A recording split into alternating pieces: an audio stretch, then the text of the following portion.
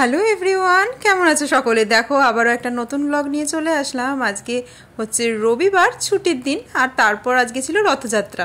হ্যাঁ, রথযাত্রার দিন সকালের ব্লগটাই তোমাদের সাথে শেয়ার করছি, বিকেলের ব্লগটা আগের ভিডিওতেই শেয়ার করেছি।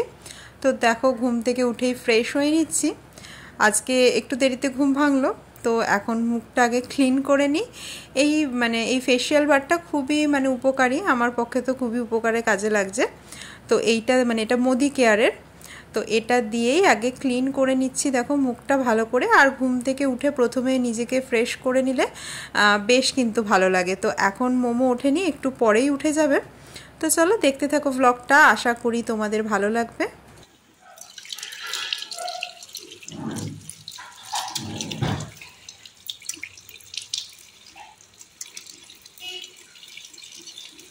এখন ঘড়িতে বাজে 8:15, আর এখন থেকেই কিন্তু আমি দিনটা শুরু করছি। তো এদিকে মর্নিং ড্রিঙ্ক হিসাবে আমি কিছু জিরা নিয়ে ফুটিয়ে নিচ্ছি। দেখো, তো আজকে সকালে এই জিরা জলটা খাবো প্রথমে খালি পেটে।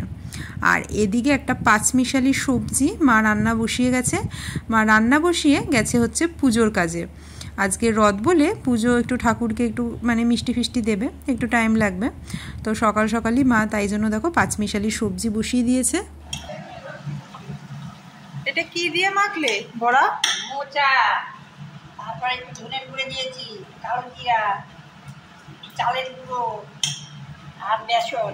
তো এখন দেখো হচ্ছে মোচার বড়া। সবাই সকাল সকাল ভাত খাবে, সে ভাতের সাথে খাওয়ার জন্য মোচার বড়া আর সবজি। এই যে তেল গরম হয়ে গেছে, মোচাটা এখন দিয়ে দিলেই বড়া হয়ে যাবে। তো আমাদের বাড়িতে দেখো সবাই কিন্তু সকালে ভাতই খেয়ে নেয় মোটামুটি। আর তা আমি তো ভাত খাবো না, তাই জন্য আমি আজকে ভাবলাম টক দই দিয়ে খই দিয়ে খাই। যদিও আমার ডায়েট যে মেনুটা ছিল সেটা কালকেই 10 দিন, তোমাদের বলেছিলাম 10 দিন ওটাকে আমি পালন করছি আর কি। তো 10 দিন মেনটেন কালকে হয়ে গেছে। তো এখন আমি নতুন ডায়েট প্ল্যান পাইনি, তাই জন্য ওইটাকে একটু এদিক ওদিক অল্টার করে ফলো করছি। তাই জন্য আজকে আবার দুধটা ছিল না, তাই দই দিয়েই ভাবলাম খইটা খাই।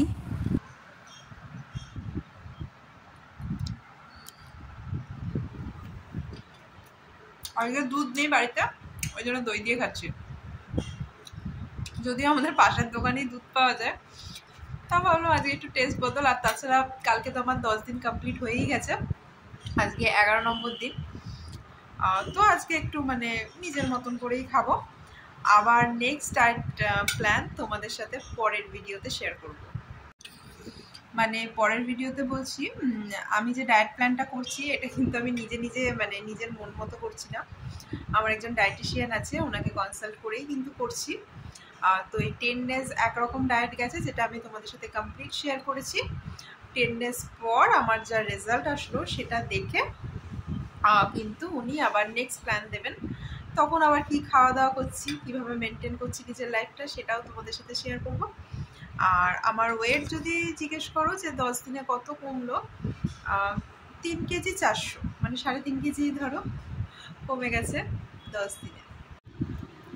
আর তোমরা বলতে পারো যে দিদি এত তাড়াতাড়ি এতটা ওজন কমে যাচ্ছে, তো কোনো এনার্জি লস হচ্ছে কিনা? না, আমার কিন্তু সেরকম কিছু মনে হয়নি। না, প্রথম 1-2 দিন অ্যাডজাস্ট হতে শরীরের একটু টাইম লাগে, সেটা লেগেছে।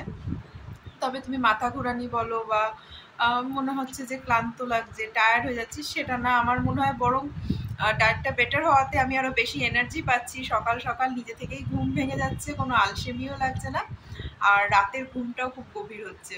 তো সব দিক দিয়ে বলতে গেলে ওভারঅল আমার খুবই ভালো এক্সপিরিয়েন্স। ঘুম ভাঙলো? না, ভাঙেনি। ভাঙেনি এখনো? কেমন ঘুমালে বাবা? তাই? তোমার বাবা উঠেছে? হ্যাঁ। তো মোমো তো ঘুম থেকে উঠে পড়েছে। আর চলো তোমাদের দেখিয়ে দিই মা ঠাকুর ঘরে কীরকমভাবে সব পুজোর আয়োজন করেছে। আর যে রথটাও ফুলের মালা দিয়ে সাজিয়েছে। আমার যে মামা, সে মামাই কিন্তু রথটা কালকে কাগজ ঠাগজ দিয়ে সব কাগজের যে শিকল ঠিকল বানিয়ে সব সাজিয়ে ঠাজিয়ে রেখেছে। আজকে জাস্ট মা ফুলের মালা দিল। এই যে আমাদের গোপাল, দেখো কত ফুল নিয়ে মা বসেছে আজকে, বেলপাতা সব জোগাড় করেছে। আর এখন মা হচ্ছে পুজো দিচ্ছে। এই যে আমাদের ঠাকুর ঘর। মা মানে নিজের ইচ্ছে মতো মানে স্বপ্ন দিয়ে সাজিয়েছে মার পছন্দ মতো, যে মায়ের ঠাকুর ঘরটা কেমন হবে সেইভাবেই কিন্তু মা সাজিয়েছে। আর এই যে জগন্নাথ দেব এখনও রথে বসেননি, এই পুজো হবে তারপরে কিন্তু জগন্নাথ দেব রথে বসবে। তো মা এখন এদিকে শিব পুজো করছে। আগে আমাদের যে পুরনো বাড়ি ছিল সেখানে শিব ঠাকুরের আলাদা মন্দির ছিল, ওই জন্য এখানেও মানে শিব ঠাকুরকে খুব ভালোভাবে আমাদের বাড়িতে প্রতিষ্ঠা করা হয়েছে। তো এই যে রথ এখনও জগন্নাথ দেব বসেননি, রথটা মোটামুটি সাজানো হয়ে গেছে।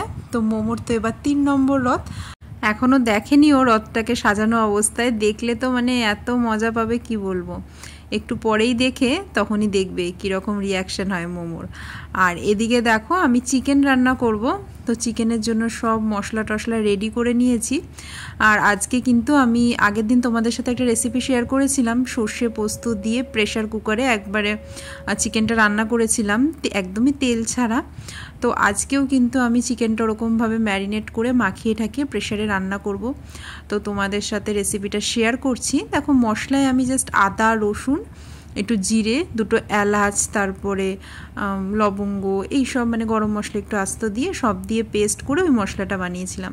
পেঁয়াজও দিয়েছিলাম, 1-2 পেঁয়াজ পেস্টে দিয়েছি, আর কিছু দেখো এখানে মানে একটা পেঁয়াজ মতো কুচি করে নিয়েছি। টক দই দিলাম, আলুটা দিয়ে কিন্তু একবারে মানে তোমার মাখিয়ে ঠাকিয়ে রাখছি। দেখো ক্যাপসিকাম কুচিও দিয়ে দিয়েছি আর এদিকে টমেটো কুচিও দিয়ে দিয়েছি। তারপরে আর যা যা মশলা মানে নুন হলুদ জিরের গুঁড়ো ধনের গুঁড়ো সব দিয়ে কিন্তু ভালো করে মাখবো। বাটিটা আমার একটু কমই হয়ে গেছে, তো আজকে বেশ অনেকটা পরিমাণে চিকেন আর আজকে সবাই খাবে, তো তেলও দেবো ভাবছি। তো দেখো আমি তোমার সর্ষের তেলও দিয়েছিলাম, কিন্তু ওই সর্ষের তেলের যে বটলটা তার 1 ঢাকনা মতো তেল দিয়ে দিয়েছিলাম। আর এখানে কাশ্মীরি লঙ্কার গুঁড়োও দিয়েছি। তো ফার্স্ট টাইম এই প্রসেসে চিকেনটা রান্না করছি, কিছু ভুল টুল হলে সেটাও কিন্তু তোমাদের সাথে শেয়ার করব। মানে এরকমভাবে রান্না করতে গিয়ে আমার একটা প্রবলেম হয়েছিল, সেটা তোমাদের বলবো।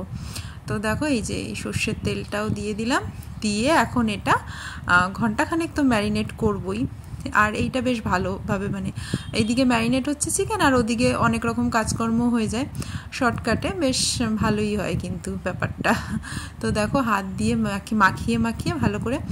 আর আমার দিদা বলছিল, আমার দিদার যে দাদু সেও নাকি এইরকম প্রসেসে মাংস, তখন তো আর চিকেন ছিল না মাটন, এরকম মাখিয়ে টাকিয়ে, তখন প্রেশার কুকারও ছিল না, কড়াইতে নাকি এরকমভাবে দমে বসিয়ে আগেকার দিনে মানে তখনকার দিনে মানে আমার দিদার দাদু সেই আমলেও কিন্তু এইরকমভাবে মাংস রান্না করা হতো। তো দেখো আমি এটা একদম ঢাকা দিয়ে বসিয়ে এবারে চলো মোমোর বাবার জন্য একটু চা বানিয়ে দিই। এই যে গুড়ের বাতাসা দিলাম, চিনিটা ইউজ করছি না। আমাদের ঠাকুরের প্রসাদে যে বাতাসা দেওয়া হয় সেগুলো তো তখন খাই না, সেগুলোই স্টোর করে রাখা হয়, তারপরে চা বানানোর সময় কিন্তু সেই বাতাসাই ইউজ করা হয়। তো রিসেন্ট কিছুদিন ধরে ঠাকুরকেও গুড়ের বাতাসা দেওয়া হচ্ছে, তো চায়েও তাই জন্য গুড়ের বাতাসাটাই ইউজ করা হচ্ছে। আর ছুটির দিনে কিন্তু আমার মোমোকে নিয়ে কোনো চিন্তাই থাকে না, ওর বাবাই কিন্তু ওকে ব্রাশ ট্রাশ সমস্ত কিছু করিয়ে দেয়। নইলে এমনি স্কুলের দিনে তো খুব বায়নাক্কা, সকালে ঘুম থেকে উঠে এটা করবো না ওটা করবো না কান্নাকাটি।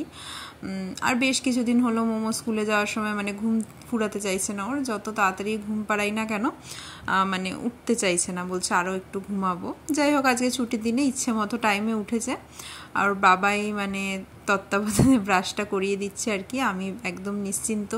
তারপরে ওর বাবা স্নান ধানও করিয়ে দেয় কিন্তু ছুটির দিনে, কারণ ও স্নান করার সময় খুব ঝামেলা করে, বাবা থাকলে ঝামেলাটা একটু কম করে আর কি। আসলে মানে অনেকক্ষণ টাইম ধরে এখন নতুন নেশা হয়েছে, জল দিয়ে খেলবে, আর সেটা মানে যতই মানে তোমাকে মানে যতক্ষণই আমি দিই না কেন, ও ঠিক যখন নিয়ে আসবো এই জলের কাছ থেকে তখনই ওর কান্নাটা মানে শুরু হয়ে যাবে আর কি। তো দেখো এই যে তোমাদের দাদাভাই আজকে মুড়ি খাচ্ছে, মুড়ির সাথে ওই 5 মিশালির তরকারি, আর এদিকে মোচার বড়া, আর ওদিকে সিমাই। কালকে সন্ধেবেলা দুপুরের দিকেই সিমুই রান্না হয়েছিল, তোমাদের আগের ভিডিওতে মানে আগের ভিডিওটায় দেখিয়েছিলাম হয়তো। তো এগুলো দিয়েই কিন্তু ও ব্রেকফাস্টটা সেরে নেবে, আর সাথে দিলাম চা। তো চলো আমার তো ব্রেকফাস্ট আগেই হয়ে গেছে, এদিকে আবার খিদে পাচ্ছিল, মানে অনেকক্ষণ আগেই করে নিয়েছি, 2 ঘন্টা হয়তো প্রায় হয়েও গেছে। তাই জন্য এখন আমি একটা ফ্রুটস নিয়ে নেব। তো এইভাবে একটু মেনটেন করে খেয়ে খেয়ে কিন্তু আমি 10 দিনে বেশ ভালোই কিন্তু ওয়েট লসটা করতে পেরেছি। প্রায় 3 কেজির ওপর আমার ওয়েট লসটা হয়ে গেছে, 3 কেজি 400। এখন এটা মেনটেন করতে হবে, আরও কিছু ওয়েট লস করার ইচ্ছা আছে। তো এই অ্যাপেলটাই আমি খেয়ে নেবো। ওটা মানে ফ্রিজ থেকে বার করে রেখেছিলাম বলে ওরকম ঘাম ঘাম টাইপের। তো দেখো 3টে কাঁচা লঙ্কা আমি চিড়ে দিচ্ছি, বেশি ঝাল করব না, মোমো তো খাবে। তো 3টে কাঁচা লঙ্কা দিয়ে প্রেসারে আমি এরকম একদম গ্যাসের ফ্লেমটা স্লো করে বসিয়ে দিলাম। তো দেখো আমি তো ওইটা বসিয়ে রেখে স্নান করে নিলাম, আর চলো জগন্নাথ দেব রথে বসে পড়েছে, তোমাদের দেখাই। তো চিকেনটা ওদিকে একদম মানে কমিয়ে যেহেতু বসিয়েছি, এখনও হতে হতে 20-25 মিনিট তো লেগেই যাবে। তাই জন্য আমি মাঝের টাইমটায় ভাবলাম স্নান করে আমার পুজোটা সেরে নিই। তো এই দেখো ফাইনাল লুক রথের। তো ওপরে পরে আবার মামা গাঁদা ফুলের মালা নিয়ে এসে আবার গাঁদা ফুলটাও জড়িয়ে দিয়েছে যাতে সুন্দর লাগে, আর সাইডটাই তো এরকম। তো চলো এখন পুজো টুজো করে নিই, তারপরে তোমাদের দেখাবো চিকেনটা মানে কীরকম কি হলো, কতদূর কি হলো। কখন বেরোবো আপনি? এখনই সেজে গুজে, কি দেখো স্নান ধান করে সেজে গুজে এখনই ঘুরতে বেরোবে রথ নিয়ে, মানে যাওয়ার জন্য রেডি। এই যে পায়ের জুতো, এই এখন বাবার সাথে ঘুরে আসলো রোদের মধ্যে, বাইরে কি রোদ, তার মধ্যে ঘুরে টুরে ক্লান্ত হয়ে গেছিস না? কি রে বাইরে রোদ না? আমি জুতো খুলে, হ্যাঁ জুতোটা খুলে নাও, জল খেয়ে নাও। আমরা রথ নিয়ে কখন যাবো? বিকেলে যাবো আমরা। বড়টা ঘেমে গেছে তো। গোগর দিদি দিদি ভাই বলে না। আজকে দেখো রোদও উঠেছে প্রচুর, ভাবছিলাম যে মেলায় কাদা থাকবে, কিন্তু বৃষ্টির নামগন্ধ নেই, রোদটা মনে হয় উঠেছে, এই মেলা বসবে তো তাই মাঠের কাদা শুকানোর জন্য।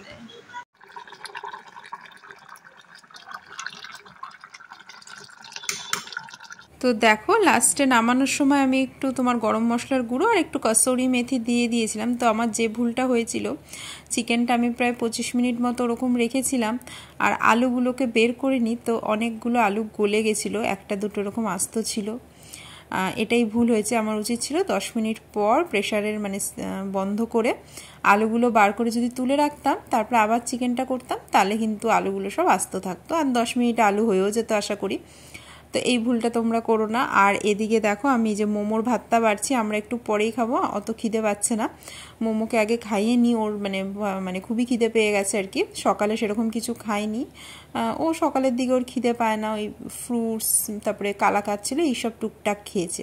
তো এখন ভালোই খিদে পেয়েছে হয়তো, তাই জন্য আমি ভাত আর চিকেনটা দিয়ে ওকে এখন গরম গরম খাইয়ে দেব, আমরা একটু পরে খাবো। তো চিকেন দেখেও খুবই আনন্দ পেয়ে গেছে, বলছে ভাত দিও না চিকেন দাও, তাই জন্য প্রথমে আমি ভাত দিয়ে দিলেও তারপরে চিকেনটা ওকে শুধু একটু দিলাম, ও মজা পেল।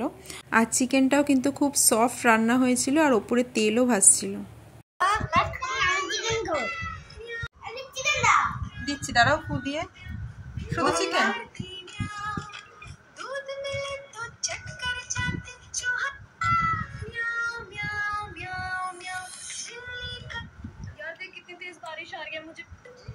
তো ওদিকে মোমোকে খাইয়ে দাইয়ে ওকে ঘুমটা পাড়িয়ে দিলাম, আর এখন দেখো আমরা সবাই মিলে এখানে খেতে বসে পড়েছি।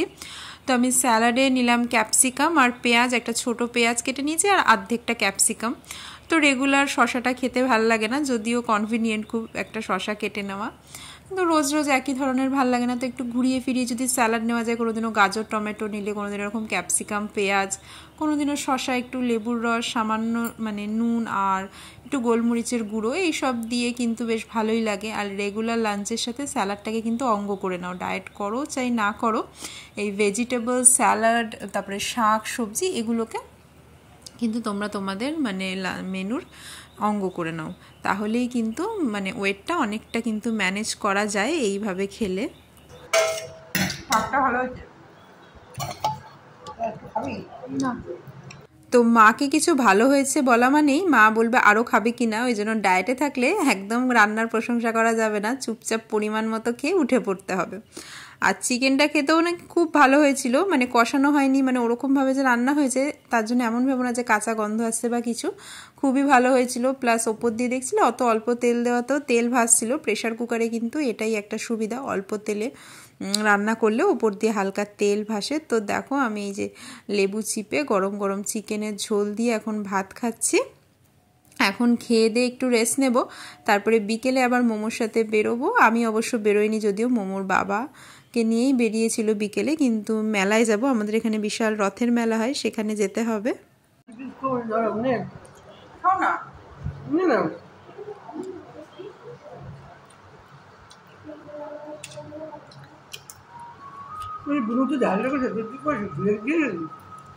ঝাল লাগেনি, ও তখন ওই মাংস কি ওর আটকে গেছে, ওইটা চাবাতে পারছে না, তাই বলি না। তুমি এখন ঝাল আছে তো, আমি ঝোল মাখিনি তো।